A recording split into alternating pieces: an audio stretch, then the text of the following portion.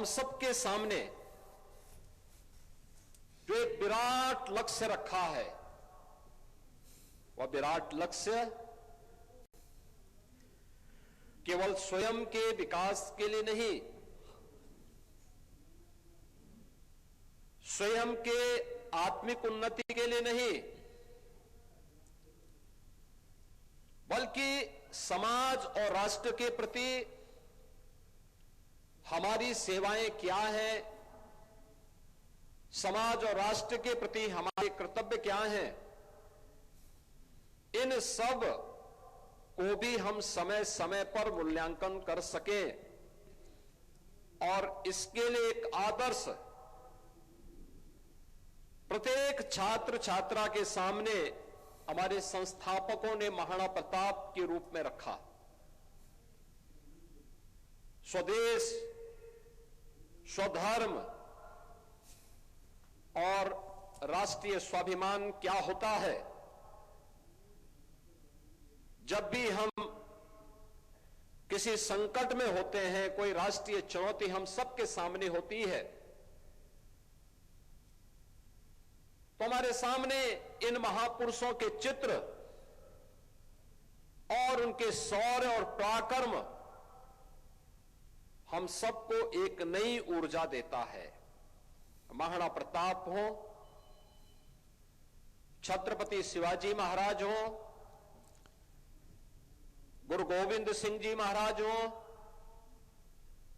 झांसी की रानी लक्ष्मीबाई हो, या फिर देश के लिए देश की सीमाओं की रक्षा करते हुए अपना बलिदान देश की सुरक्षा के प्रति देने वाले भारत माता के बहादुर जवान हो,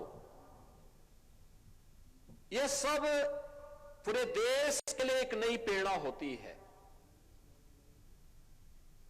राष्ट्र अचानक नहीं बनता है, याद करना। व्यक्ति हो या राष्ट्र, इन सब की अपनी एक पहचान होती है। हम सब अपनी पहचान को किसी न किसी रूप में व्यक्त करते हैं। कोई ना कोई हमारी अपनी पहचान होती है। ऐसे ही राष्ट्र के लिए भी होती है। उस राष्ट्र की पहचान, वहां की संस्कृति, वहां की परंपराएं, वहां के महापुरुष, ये सभी एक दूसरे के साथ जुड़े हुए हैं। अगर राष्ट्र की संस्कृति समाप्त हो जाए तो राष्ट्र अपनी एकात्मता को खो देता है, अपनी पहचान को खो देता है। संस्कृति उन राष्ट्रीय मूल्यों से बनती है जिन राष्ट्रीय मूल्यों को समय समय के अंदर अलग अलग युगांतरकारी घटनाओं ने एक संबल दिया, एक शक्ति दी, जिन्हें हम विभिन्न पर्व और त्योहारों के माध्यम से आज भी पूरा भारत बिना भेदभाव के उन्हें आत्मसात करता है, उनके साथ जुड़ता है। उन पर्वों और त्योहारों में अपने मतभेदों को समाप्त करके एक भारत श्रेष्ठ भारत की उस अभिव्यक्ति को हम सब प्रदर्शित करते हैं। और लंबे समय तक जब कोई भी व्यवस्था होती है, न कुछ उसमें बुराइयां और रूढ़िगत भावनाएं जन्म लेने लगती हैं, तो उसके परिमार्जन के लिए भी समय समय पर जो सुधार होते हैं, उन सुधारों का माध्यम कोई ना कोई युग दृष्टा संत और कोई महापुरुष बनता है। महाराणा प्रताप शिक्षा परिषद हो या देश के अंदर अलग अलग कोने में किसी न किसी महापुरुष के द्वारा स्थापित हुए संस्थाएं जो राष्ट्र के प्रति, समाज के प्रति उस समय की आवश्यकता के अनुरूप और समाज की भावी आवश्यकता के अनुरूप माहौल देने के लिए अपने स्तर पर प्रयास प्रारंभ करते हैं। महाराणा प्रताप शिक्षा परिषद भी ऐसे ही महंत दिग्विजय नाथ जी महाराज के द्वारा एक राष्ट्र भक्ति से ओतप्रोत अपने संस्कार और अपनी संस्कृति से ओतप्रोत शिक्षा का माध्यम बन सके, इसको ध्यान में रख करके 1932 में उन्होंने गोरखपुर में इस संस्थान की स्थापना की थी। और मुझे बताते हुए प्रसन्नता है कि आज 51-52 संस्थाएं महाराणा प्रताप शिक्षा परिषद के अंतर्गत संचालित होकर के शिक्षा के क्षेत्र में, सेवा के क्षेत्र में, स्वास्थ्य के क्षेत्र में, प्रौद्योगिकी के क्षेत्र में, अलग अलग क्षेत्र में वहां पर शिक्षण प्रशिक्षण के केंद्र के रूप में विकसित होकर के राष्ट्र को समर्पित नागरिक देने के लिए प्रतिबद्ध दिखाई देते हैं। महाराणा प्रताप शिक्षा परिषद के संस्थापक समारोह, साप्ताहिक संस्थापक समारोह के कार्यक्रम के पीछे का उद्देश्य भी होता है कि हम अपने संस्थापकों के प्रति कृतज्ञता ज्ञापित कर सकें, हम अपने कर्तव्यों के प्रति और अपनी तैयारियों का भी आत्मावलोकन कर सकें।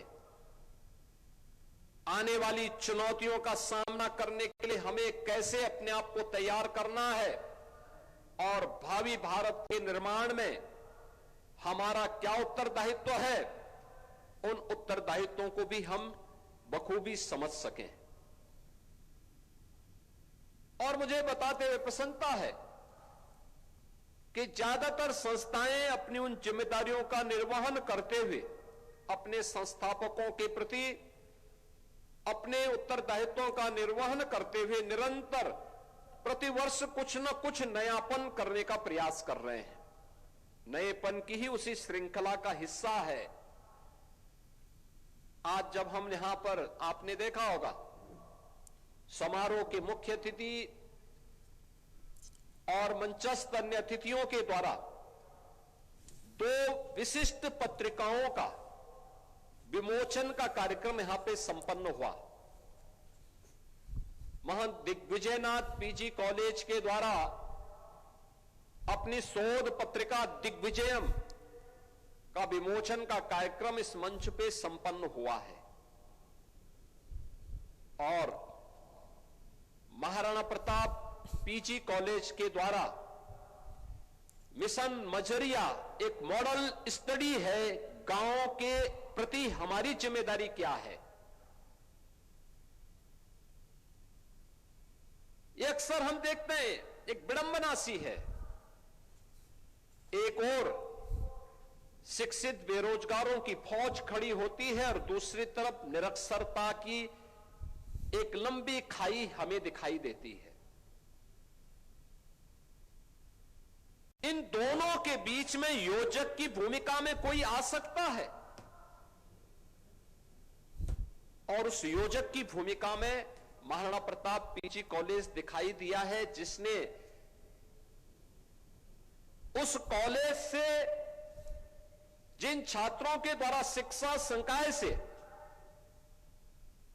प्रशिक्षण लिया जा रहा है, उन छात्रों के माध्यम से, इस मॉडल स्टडी के माध्यम से उस गांव को 100% साक्षर बनाने के लक्ष्य को आगे बढ़ाने की दिशा में गोद लिया गया और फिर उन्होंने उसको मॉडल स्टडी के रूप में सबके सामने प्रस्तुत कर दिया।